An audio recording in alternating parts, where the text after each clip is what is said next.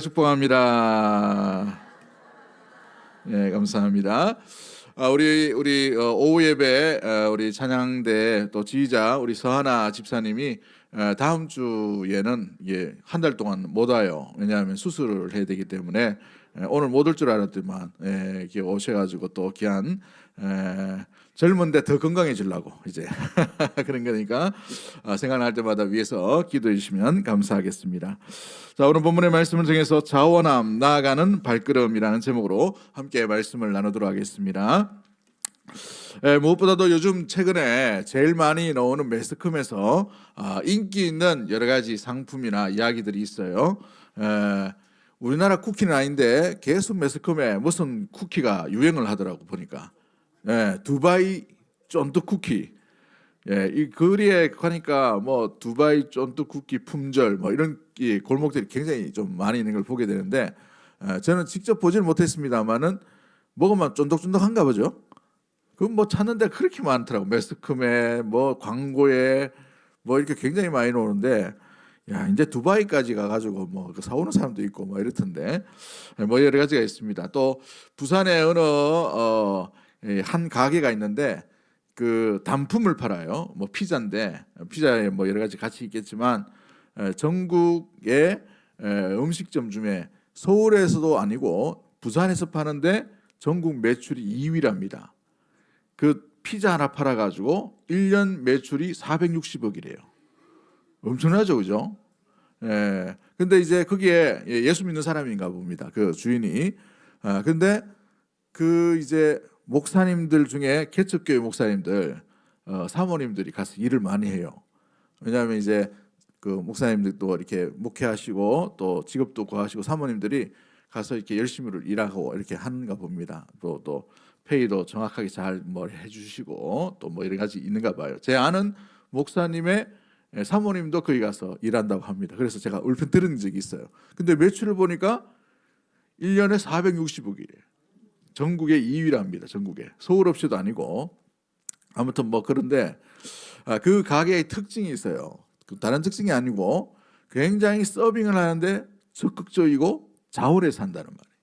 똑같이 페이를 주는데 직원 역시도 굉장히 기품으로 이 일을 한다고 합니다. 서빙을 할 때나 손님을 대할 때. 그러다 보니 이게 소문이 나서 점점 이 매출이 더 늘어나고 매출 늘어날 때마다 또 좋은 게 그 매출 늘어나는 그 지점에 가서 한 지점이 새로 세워질 때에 또 가난한 목사님들 선교 사업 뭐 이런 걸 또 돕는다고 해요. 정확하게는 모르겠습니다만 그렇겠죠. 뭐 이야기하는 거 들어보니까. 근데 굉장히 또 이 종업원들이 그로 인해서 또 신명나게 즐겁게 일하는 것을 보게 됩니다.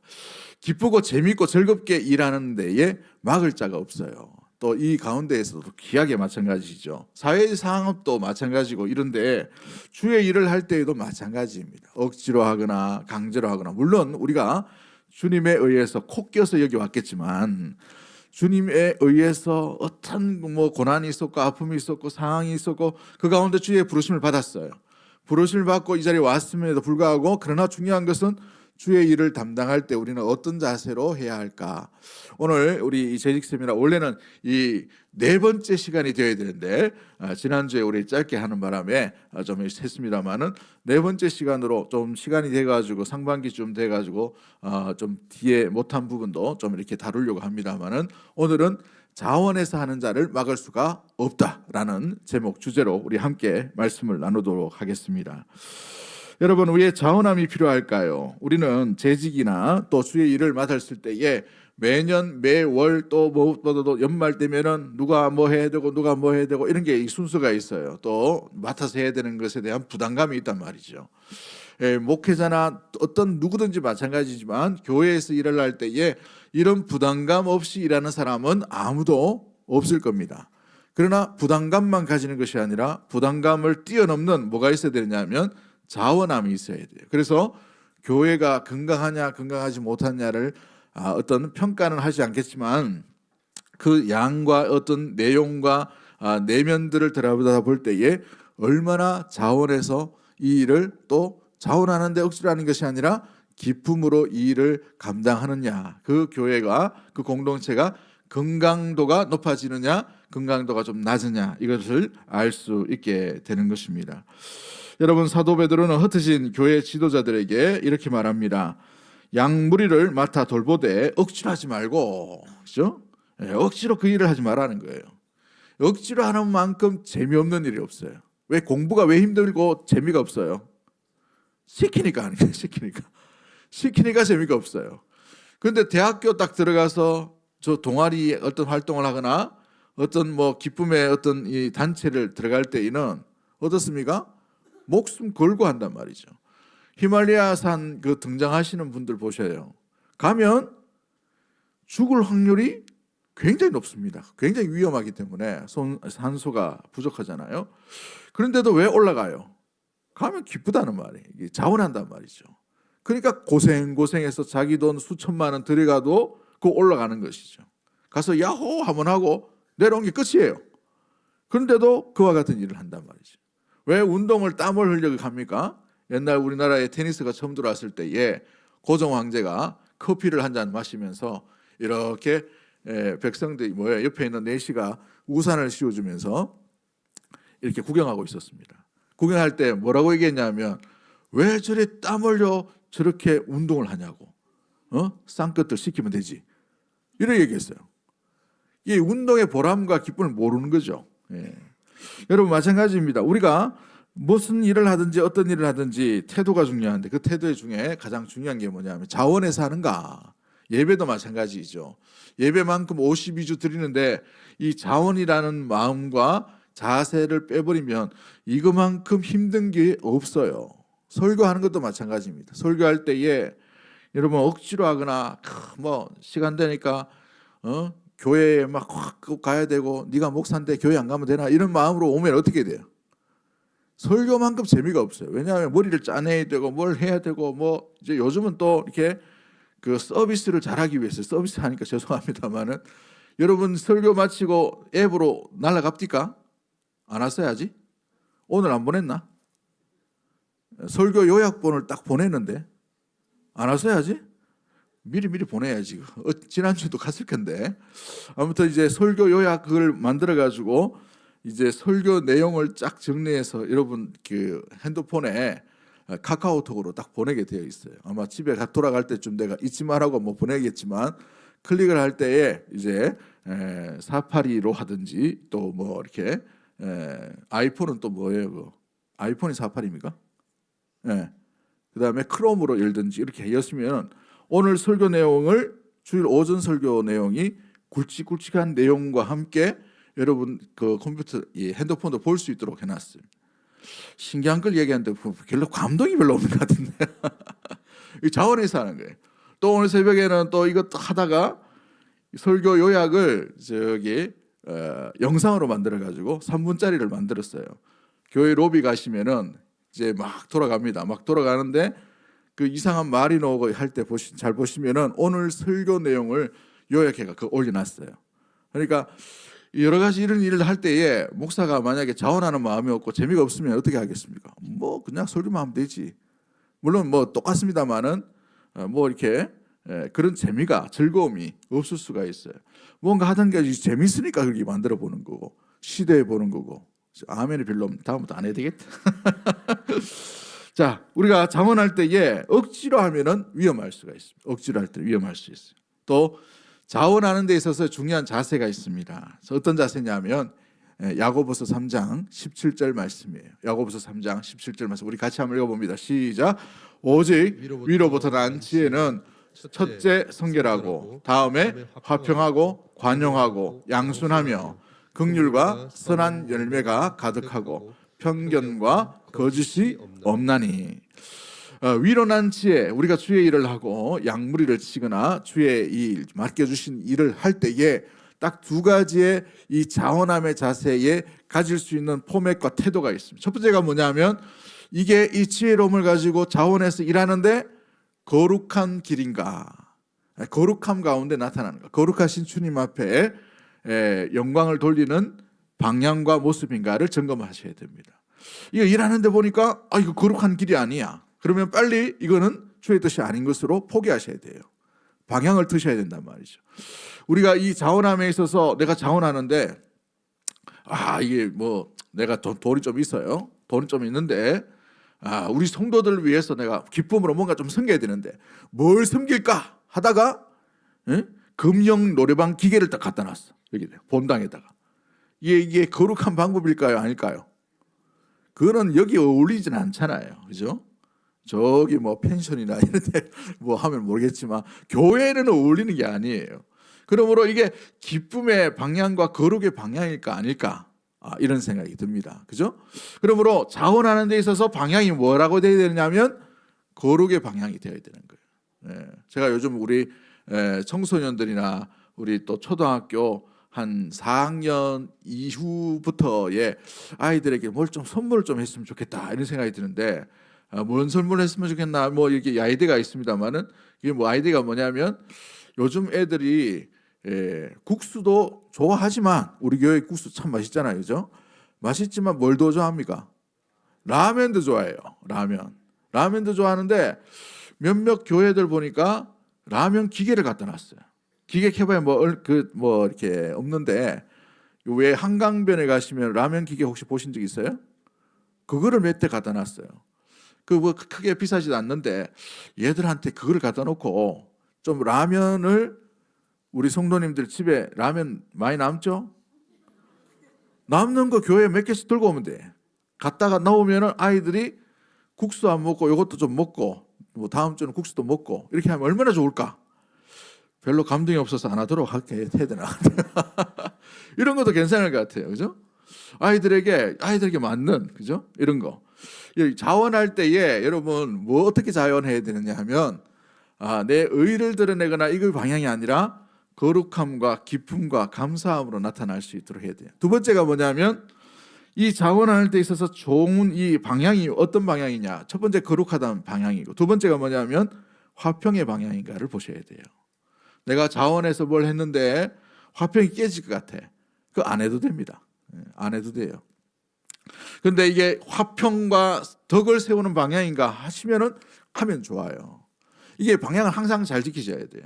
내 좋은 아이디어가 때로는 다른 사람에게 웬만하면 다 좋아 보일 수도 있는데 특별한 부분들에게서는 마음이 동요가 되지 않고 부담이 될 수도 있고 거침이 될 수도 있습니다. 그렇기 때문에 항상 자원함으로 일할 때에 화평을 이루는가, 화평이 깨지는가. 왜 교회 분쟁이 일어나는지 아십니까? 열심히 하려고 하다가 보니까 열심히 안 하는 교회는 싸울 필요도 없어요. 열심히 안 하는데 관심이 없는데 뭐 싸우겠어요? 집안에서 왜 싸움이 일어납니까? 주도권이죠. 어떤 주도권이에요? 부인의 어떤 마음과 방향이 있고 남편의 또 방향이 있어요. 이렇게 충돌하다 보니 서로 이렇게 맞지 않는 부분들이 일어날 수 있지요. 교회도 마찬가지인데 교회는 이 화평의 질서를 분명히 하셔야 됩니다. 싸울 것 같으면 안 하는 게 좋아요. 아멘. 어느 교회에 이제 목사님이 새로 부임하셨는데 뭐 늘 이제 하는 예화입니다만은 보통은 개신교는 강단이 중심이 되어 있습니다. 이 강단 유대인 디아스포라 이후에 회당 중심은 전부 메시지 중심으로 되어 있어요. 이게 그죠? 뭐 정교회나 이런 데는 약간 좀 다릅니다만은 근데 이 강단에 이 메시지가 중요하잖아요. 예배가. 그래서 항상 그 메인 센터의 가운데는 어느 것 다른 것들을 놓지 말고 말씀 강단을 세워놓게 되어 있습니다. 근데 어느 교회를 방문하고 또 보니까 이 강단을 침범하는 그게 있어요. 이 피아노가 하나 있는 거예요. 피아노는 뭐 기능적이기 때문에 물론 좁으면은 그럴 수 있는데 항상 이 찬양대 옆에 놔두도록 되어 있잖아요. 그죠? 우리 교회도 마찬가지고. 근데 이 메인 가운데에 또 있는 거예요. 그러다 보니 이게 자꾸 눈에 거슬려. 그래가지고 강단에서 약간 이쪽으로 밀었단 말이에요. 교회가 싸우고 난리 났어요. 어떻게 피아노를 누가 기증한 건데 이렇게 된 거죠. 우리가 하나님을 섬기는 데 있어서 거추장스러운 것은 다 양보해야 됩니다. 어떤 것도 화평을 깨는 그런 모습들 방향들이 뭐가 우선순위인가를 잘 보셔야 되는 것이죠. 그래서 그 목사님이 싸울 것 같으니까 그 다음 주부터 어떻게 했냐면 2cm씩 옮겼어요. 2cm씩. 그럼 몇 년 걸린단 말이에요. 몇 년 걸리는데 나중에 되니까 어디가 있냐? 원래 위치에 가 있는 거예요. 그죠?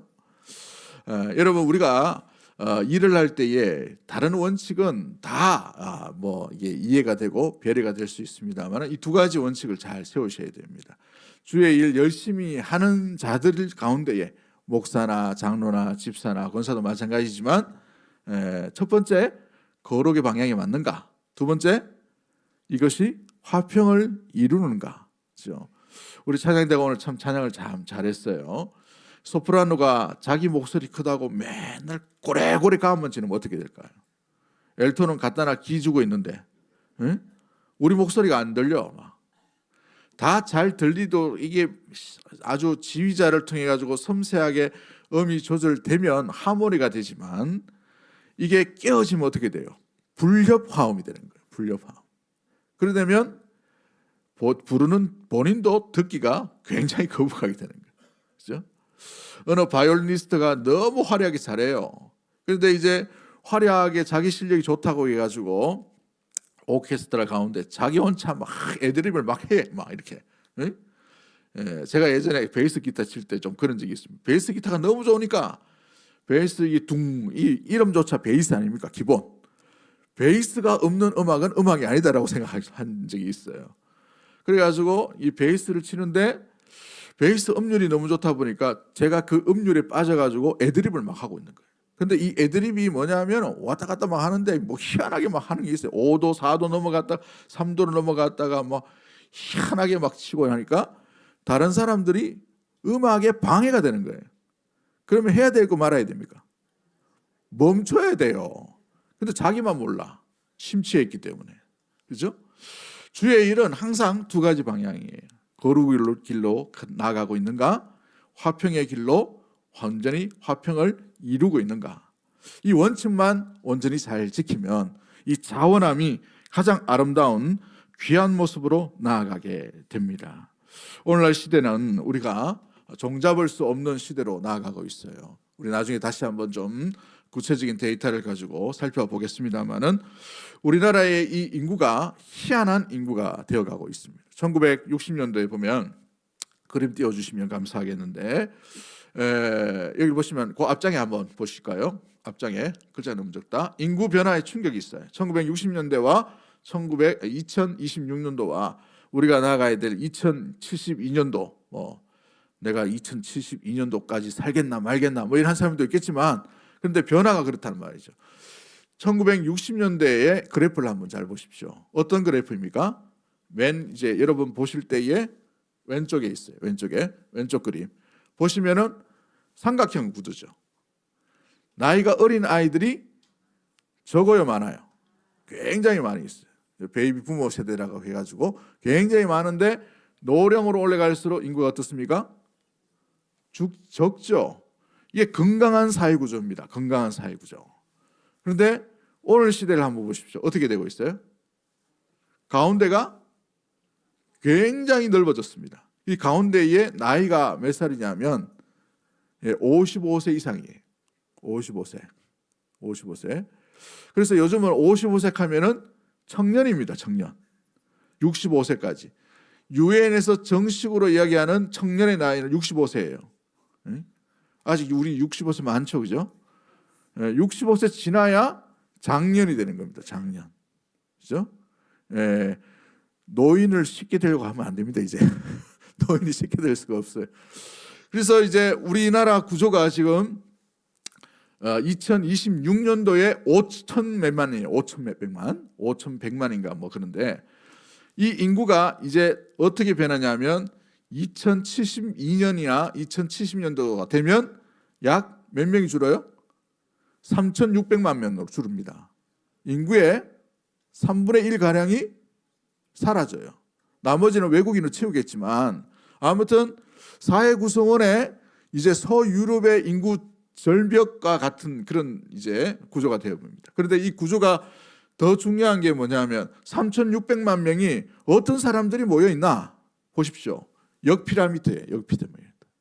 그러니까 노령 인구는 굉장히 많아지고 젊은이들은 어떻습니까? 급격하게 주는. 우리나라의 지금 20년, 30년 뒤는 이렇게 되고 있어요. 갑자기 애를 낳을 수는 없잖아요. 그죠? 그렇기 때문에 이렇게 나아가고 있단 말이죠. 그런데 중요한 것은 주축을 이루는 인구가 어떤 인구냐?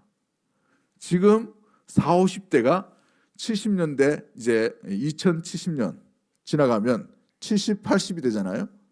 그때에 또 주력의 주 인구가 됩니다. 극노령화가 되는 것이죠. 그래서 많은 이들이 이렇게 변하기 때문에 우리나라에 일할 사람들이 세대가 연령대가 올라갈 뿐만 아니라 젊은이들이 없어지는 상황입니다. 지금 현재 전체 인구를 얘기합니다. 교회 인구를 얘기하는 게 아니고 이렇게 되면은 어떤 현상이 일어나냐? 지금은 뭐 로봇가 이제 아마 대처를 하겠죠.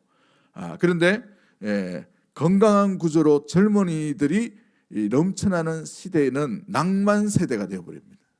이제는 현실 가운데에 초고령 사회이기 때문에 이와 같은 노인 구성원들이 모든 사회의 주 구성원이 되고 있다라는 사실이죠. 그렇게 변해가고 있어요. 지금도 점점 줄어들고 있으니까 이게 교회 안으로 들었으면 어떻게 될까? 교회 안에서도 마찬가지입니다. 교회 안에도 이제 젊은이들과 아이들이 소수일 수밖에 없습니다. 앞으로는 그죠?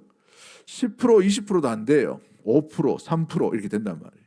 그러면 앞으로 20년 30년 뒤에는 교회 안에 제일 주력, 제일 많은 세대, 제일 많은 분포를 가지고 있는 분들이 60에서 80세대 세의 나이를 가지고 있는 분들이 대부분을 차지하게 되는 모습들입니다. 인구 현상의 변화가 그렇게 되어가고 있다는 말이죠. 그러면 어떻게 될 것인가? 이제 앞으로는 다음 세대에 대한 이야기를 하는 게 아니에요. 왜냐하면 65세가 지금도 젊어요? 좀 이렇게 나이 듭니까? 어떻게 됩니까? 젊어요, 젊어. 지금도 일할 수 있단 말이에요. 시켜만 주면 일을 한단 말이에요. 50대, 60대 남자들이 군대도 가려고 합니다, 지금. 야, 그분 대단하신 것 같아요. 저는 뭐 군대 2년 갔다 왔지만, 야, 힘들던데. 지금은 군대도 보내주면 월급이 그만큼 넣으면 가겠다는 거예요. 그만큼 건강하다는 것이죠. 옛날 60대, 70대가 아니라는 말이에요. 그래서 50대, 60대, 70대도 충분히 활동할 수 있는 세대가 되었단 말이에요. 그러면 이제 앞으로 세대 가운데 이분들이 무엇보다 힘도 있고 이제 60 정도 되면 무엇보다도 재정도 있고 열정도 있고 이런데 앞으로 시대 가운데 교회가 어떻게 될 건가? 그렇죠?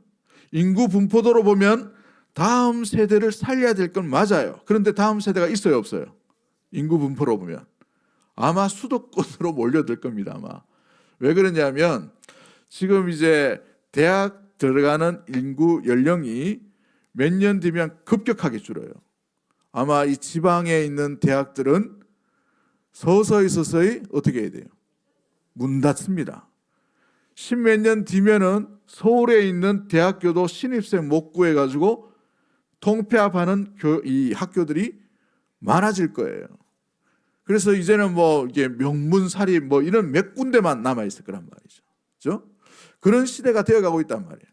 그런 같은 이 현상 가운데에서 그렇다면 56세, 60세, 70세, 75세까지의 이런 분들이 아직 열정은 있고 건강은 있고 마음 가운데에 뭔가 하고 싶은데 사회 구성원이 이 오늘날처럼 이렇게 되어 있다면 일할 데가 없단 말이에요. 일할 데가. 그 다음 그림 한번 있는지 모르겠네요. 제가 여기 보시면 이렇게 되어 있죠. 일할 수 있는 이 그림은 아닌데 다음 이제 나중에 제가 좀 찾아가지고 다음 이제 기회가 되면 말씀드리겠지만 일할 수 있는 시간도 있고 일할 수 있는 열정도 있고 힘도 있어요. 그럼 교회가 어떻게 해야 되는가? 다음 시대의 생각과 구성원과 마인드와 어떤 전략을 가져야 되는 세대가 오게 되었습니다. 다음 세대를 이야기하는 게 아니고 없는 이 5%, 3%에 대해서 이야기하는 게 아니라 전체적인 구성원들 40%, 50% 차지하고 있는 다음 시대를 책임지고 있는 사람들에 대한 전략을 가져야만 하는 시대가 우리 지금 2026년도부터 30년까지의 우리 전략들이 필요한 세대 가운데 주어지게 되어 있습니다. 그래서 더욱더 65세, 75세까지는 열정적으로 일할 수 있도록 교회가 기회를 제공해 주어야 되는 거예요. 일하라 하기 또 평소에 지금까지 일했는데 또 은퇴하고도 일하라. 이제 그런 세대가 아닙니다. 힘이 있고 열정이 있으면 주어진 자리에 무엇보다 그 일을 할 수 있게끔 나아가야만 건강한 교회가 되는 거예요. 이걸 놓쳐버리면 앞으로 우리는 지방교회입니다. 지방교회는 우리 몇 년 전에 지방의 큰 교회, 우리 큰 대학이지만 미달됐어요. 미달. 요즘도 미달인데 미달이라고 말 안 합니다. 누구로 채워나가요? 전부 외국인으로 채워나가고 있잖아요. 외국인으로. 이런 현상이 일어나고 있단 말이죠. 실제 우리 살고 있는 옛날하고 20년, 30년하고 완전히 상황이 달라졌어요. 제가 옛날 고등학교 때 맨날 놀았던 대학교, 영남대학교 그 앞에 거기는 원룸촌이 전국의 1위 원룸촌이었어요. 근데 그게 건너편에는 지금 누가 살고 있습니까? 외국인들이 살고 있습니다. 청년들이 없단 말이죠. 벌써 우리 지방은 이 소멸화되어 가고 있는 현상 가운데 있단 말이죠. 이 소멸되어 가고 있는 현상은 인구 현상입니다. 그러나 교회는 좀 다르겠지만 그럼에도 불구하고 이것을 전략으로 바라보고 우리가 기성세대를 어떻게 살려야 될까 여기에 더 고민하고 전략을 많이 짜야 합니다. 젊은이 목사 지원자들이 줄어들고 있어요. 젊은이 선교사들이 줄어들고 있단 말이죠. 우리 교회도 한 명 뽑으려 하다가 너무 어렵잖아요. 사람이 없어요. 그리고 또 제대로 된 사람들이 잘 쉽게 일어나지 못함을 바라보게 됩니다. 그러면 우리 교회 내에서 어떻게 해야 될까? 교회 자체적으로 건강하고 또 열정이 있고 자원할 만한 사람들이 이제는 평신도 귀한 분들이 간사로서 일하든지 아니면 준사역자처럼 같이 일하는 시대의 필요성이 반드시 일어날 수밖에 없다라는 사실입니다. 그래서 그런 분들이 많이 세워지고 찬양간사나 교육간사나 이런 분들이 많이 이렇게 세워지지 않으면 앞으로 신학교는 점점 줄어요. 왜냐하면 헌신 안 하려 하기 때문에 없어요 이제. 우리 다행히 우리 귀한 부목사님, 우리 전사님들 너무 사역을 우리 교회에서 열심히 해주셔가지고 얼마나 감사한지 몰라요. 우리 목사님 목소리 너무 좋죠. 목소리가 너무 이렇게 매력적인 목소리예요. 설교도 길게 하진 않지만 얼마나 짧게 하는데 제 마음이 딱 들어요. 너무너무 감사해. 이 나이가 들어가 철이 들은 거야 이게 보니까. 너무너무 감사하고 제발 좀 오래 좀 있어라 좀. 나하고 한 10년 같이 갔으면 좋겠고 사실 아까 불렀던 그 찬양 있죠. 이름 뭐라고? 하여튼 그 찬양 어려운 찬양입니다. 그런 찬양 부를 교역자가 별로 없어요. 제가 좀 마음이 들어가지고 찬양 이렇게 해가지고 주면은 이것 좀 제대로 불러주는 그 교역자가 없단 말이에요 지금. 그런데 참 우리 교회 목사님 이제 새로 오신 목사님이 이런 어려운 찬양도 부를 수 있어가지고 얼마나 감사한지 몰라요. 좀 잘해주이소 좀 교역자들한테. 교역자들은 떨어지는 낙엽도 보면 마음이 심란해질 수 있어요. 제가 부교육자 생활을 보니까 담임 목사야 나가라 해도 안 나갑니다만은 부교육자는 안 그래요. 마음이 약간 동요가 있으면 흔들릴 수 있어요.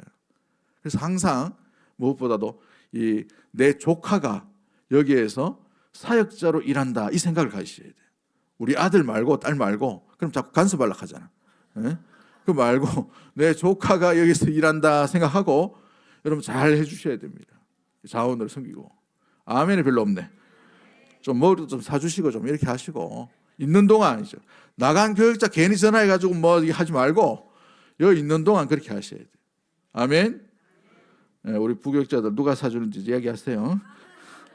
자, 그래서 우리 첫 번째가 뭐냐면 억지로가 아니라 하나님의 뜻을 따라 자원함이 필요합니다. 자원함. 한번 따라하겠습니다. 억지로가 아니라 자원함으로. 여러분 자원한다라는 말은 기쁨으로 헌신한다는 말이에요. 기쁨은 열매를 맺게 되어 있습니다. 그래서 그 자원함은 열매가 오래 갈 수가 있어요. 고린도후서 9장 7절 말씀에 이렇게 말합니다. 각각 그 마음에 정한 대로 할 것이요 인색하거나 억지로 하지 말지니 하나님은 뭐하는 자를 사랑하신다라고 되어 있어요. 절견에는 자원하는 자를 기뻐하신다. 우리 주님께서 돈이 없으신 분이 아니에요. 그죠? There are many mansions in my father's house. 내 아버지 집에 맨션이 있다라고 되어 있어요. 맨션. 그 맨션은 우리처럼 60평, 70평이 아니에요. 고대 로마의 맨션은 10,000평, 20,000평입니다. 그런 맨션을 가지고 있던 놀라운 능력의 하나님이 우리 하나님이셔요. 그죠? 그런 황금길이 있는 집에 살고 계시는 분이 뭐가 아쉬워가 우리 보고 헌금하라 하겠습니까? 물질을 내라 하겠어. 뭘 얘기하는 거예요? 주님을 사랑하느냐, 기쁨으로 자원하느냐, 이걸 보고 계시는 것이죠. 그래서 예배의 사역과 봉사의 사역과 일의 사역에 있어서 억지로 마음이 불편하다 그러면 멈추셔야 돼요. 멈춰서 내가 주님과의 관계가 어떠한지를 점검하셔야 됩니다. 멈추지 않고 일해버리면, 멈추지 않고 예배에 나가면, 멈추지 않고 사역하면, 멈추지 않고 봉사를 하면 그 봉사의 자리가 견디기 힘든 자리가 될 수밖에 없어요. 그것만큼은 힘든 자리가 없습니다. 교회만큼. 즐거움도 빼앗겨버리고 기쁨도 빼앗겨버린단 말이죠. 우리 안에 이 자원하는 마음이 빼앗기지 않도록 항상 우리의 생각과 우리 마음 자세를 항상 주 안에 거할 수 있는 우리 믿음의 모든 가족들이 되기를 주의 이름으로 간절히 축복합니다. 제가 청년 때에 청년회장을 하게 됐는데 교회 공동체를 보니까 너무 참 이렇게 뭐 제자 훈련도 없고 그 다음에 시골 변두리 교회니까 뭐 어떤 시스템도 안 돼 있고 이래가지고 어떻게 하면 좋겠습니까 하나님 하다가 그 청년 이제 회장 되기 전이죠. 그래서 이제 대구 지역에 6개 교회를 조사를 한 적이 있어요. 6개 교회 청년들을 어떻게 양육시키는가 해서 그때 저희 선교단체에 각각 대구 지역의 큰 교회에 청년부 리더들이 있었기 때문에 그 형들 누나들 만나면서 거기는 어떻게 합니까 물어보고, 또 서울에 있는 6개 교회, 5개 교회 정도 이제 홈페이지를 보고 그 다음에 물어서 이렇게 신문 기사를 참조해가지고 어떻게 훈련을 시키는지를 제가 수첩에 이렇게 몇 달 동안 자료를 모았어요. 자원해서 기쁘지 않으면 그걸 뭐 마로 했겠습니까, 그죠? 그리고 해서 이게 하나님 우리 교회도 이런 좀 제자 훈련, 이런 시스템, 이런 좀 섬김, 이런 어떤 리더들을 양육할 수 있는 이게 좀 됐으면 좋겠습니다 라고 했어요. 근데 마침 또 총무를 시켜주셔가지고 총무로 일하면서 이걸 목사님한테도 이야기하고 건의도 드리고 하니까 그때 그 목사님이 한번 해보라 하더라고. 한번 해보라고. 얼마나 기쁜지. 그거 일하다가 상처받고 때로는 뭐 요것도 얻어먹고 뭐 네가 뭔데 하기도 하고 정말 힘들었어요. 그러나 기쁘고 자원하다 보니까 다 감당이 되더라고. 얼마나 즐거운지. 그러다가 이제 뭐 기도의 인도도 하기도 하고 또 나중에 되니까 청년부 담당 목사님이 네가 강의해라 하더라고. 그래서 제가 강의도 하기도 하고 기도회도 인도하기도 하고 너무 즐겁고 행복하게 했어요. 물론 체력이 안 돼가지고 막 쓰러지기도 하기도 하고 했지만 자원하면 막을 자가 없어요. 그러나 이 자원함의 방향이 두 가지 방향이 된다고 했죠. 하나가 거룩의 방향이냐, 두 번째가 화평을 이루는가, 이걸 점검하셔야 됩니다. 지 잘났다고 다 마음껏 해버리면 이 공동체가 깨어질 수밖에 없기 때문에 그렇죠.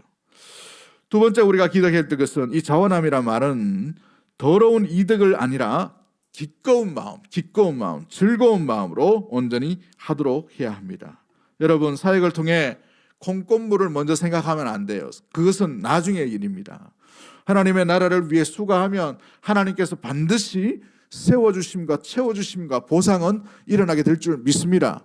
그러나 주객이 전도되어 가지고 그것 바라보고 이것 하면 내가 뜨겠지, 이것 하면 내가 인상이 되겠지, 이것 하면 인정을 받겠지, 이걸 생각하다가 주의 일을 하면 큰일 나는 거예요. 큰일. 그렇게 안 되게 되어 있어요. 하나님은 정확하게 알고 있기 때문에 그렇죠. 이거 조금 하면 사람들이 나를 좀 좋은 사람으로 인정해 주겠지. 안 그렇습니다. 오히려 그런 의도를 가지고 나면 실족할 일이 더 많아요. 인정을 안 해주거든요. 사람들이 솔직히 남의 일에 관심이 많아요, 적어요? 별로 없습니다. 자기 거는 좀 드러나기는 원하지만 남이 열심히 하는 거 별로 그렇게 관심이 없어요. 누구나 마찬가지입니다. 그런데 그 관심이 채워지지 않을 때 마음이 어떨까요? 동기가 잘못되면 섭섭병이 들 수밖에 없어요. 내가 이 정도 헌신했는데, 내가 저거를 위해서 얼마나 헌금을 했는데, 내가 얼마나 노력을 했는데, 내가 얼마나 사랑을 부었는데. 여러분, 이게 방향이 비슷한 것처럼 보이지만 왜 끝이 자꾸 힘들까? 그 의도가 숨겨져 있기 때문에 그래요. 포함되어 있기 때문에 그렇죠. 여러분 자신만 아는 그 부분이 있단 말이에요. 그 미련에서 빨리 이렇게 벗어나셔야 돼요. 기꺼운 마음, 즐거운 마음이 여러분 손상되지 않도록 하는 것이 중요합니다. 뭐 제가 좋아하는 책은 아닙니다만은 삼국지연의라는 책이 있어요. 소설책입니다. 소설책. 정사는 삼국지라는 책이고 삼국지연의는 소설책입니다. 무협지예요. 송나라 때 만드는 거. 근데 이 삼국지연의 책에 보면 1장에 유비가 자기 스승으로부터 떠나는 장면이 나옵니다. 자기 스승을 만나는 장면이죠, 참. 만나는 장면인데 어떤 스승을 만나느냐 하면 길을 걸어가고 있는데 한 노인이 나타나서 나를 좀 업고 저 또랑 건너서 좀 갈 수 있도록 해달라. 그러고 가면 되는데 내가 다리에 힘이 없고 내 옷에 물이 젖으면 안 되기 때문에 젊은이 자네가 저기 건너서 갈 수 있도록 해달라고 얘기합니다. 그래서 유비가 착한 이미지로 나오지 않습니까? 삼국지연에는 유교적 배경으로 썼기 때문에. 맞죠? 예, 아무튼 그렇게 해서 유비가 기꺼이 자기 짐을 내려놓고 그 노인을 업고 또랑을 건너서 갑니다.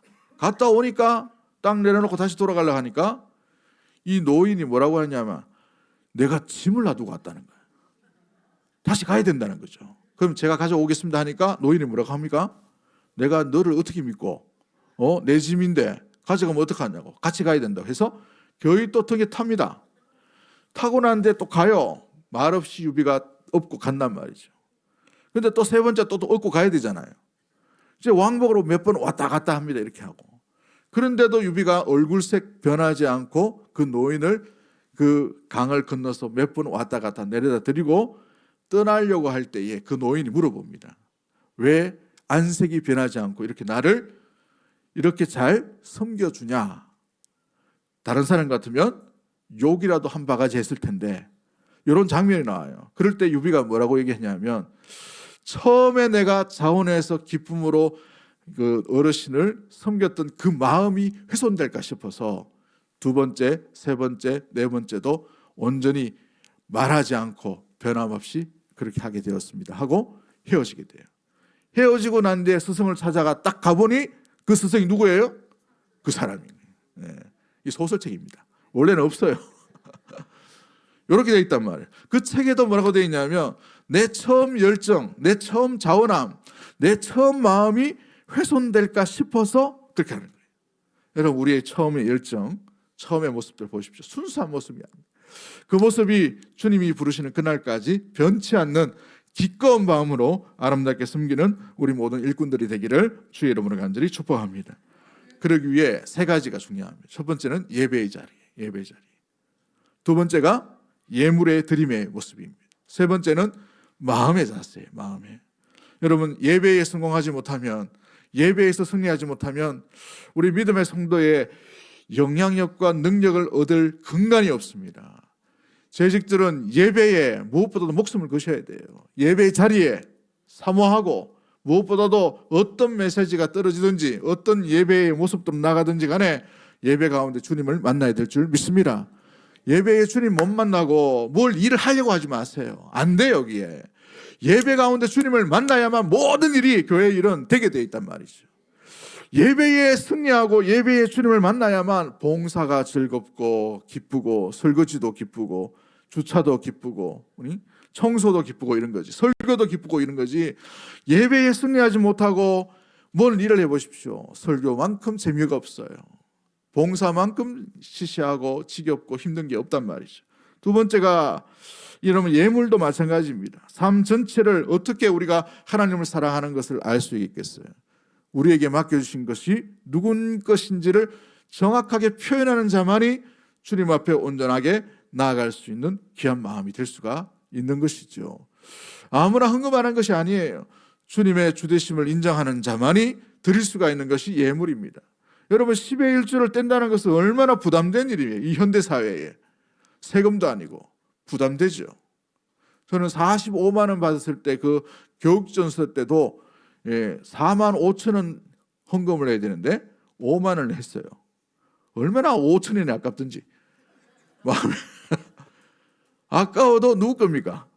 하나님 건 줄 알고 이렇게 한 거죠. 예. 여러분 이게 아까우면 헌금만큼 이게 어려운 게 없어요. 그런데 주님 것이기 때문에 우리가 기꺼이 드리는 거예요. 10의 1조는 세금이 아닙니다. 10의 1조와 예물은 예배 드림의 가장 절정에서 드리는 것이 바로 예물이에요. 그래서 엄밀하게 따지면 우리 오후 예배도 예배라고 붙였지만 드림이 없으면 진정한 예배의 모습이 아니에요. 그래서 오전 예배 정말 중요하게 우리의 마음과 뜻을 다해서 주님 앞에 드릴 수 있는 그 예물도 마찬가지예요. 세 번째가 예비된 마음이에요. 예비된 마음, 준비된 마음이에요. 무엇보다도 마음의 평안과 평강뿐만 아니라 주님을 신뢰하는 마음 가운데에 온전히 나아가지 못하면 예배 드림도 또 예물을 드림도 봉사함도 우리의 마음의 자세에서 사탄이 제일 공격하기 쉬운 장소가 될 수가 있어요. 우리 생각도 마찬가지. 준비되지 않으면 여러분 옛날에 그런 말씀도 많이 들었죠. 부흥회 때 은혜 받는 사람이 있는 반면에 부흥회 때 시험 드는 사람도 있어요. 그런데 좋게 말해가 시험 들지 옛날에는 뭐라고 했습니까? 마귀 들인 사람이라고 했어요. 왜요? 준비가 안 되기 때문에. 준비가. 어떤 말씀이든지 주시면 내가 아멘으로 순종하겠습니다. 마음의 태도가 준비가 안 되면 부흥회 하는 것이 그 사람에게는 독이 될 수가 있어요. 마음밭이 준비되지 않으면 잘 디긍된 밭이 되지 않으면 어떤 말씀에 실족하고 넘어질 수밖에 없는 그런 상태가 될 수가 있단 말이죠. 여러분 우리 부목사님이 수요일 날 누가복음에 대해서 설교를 했어요. 마리아와 마르다에 대해서 설교했단 말이에요. 그죠? 근데 제가 이걸 쭉 보고 살펴보니까 마리아와 마르다의 인생의 차이의 모습은 뭘까?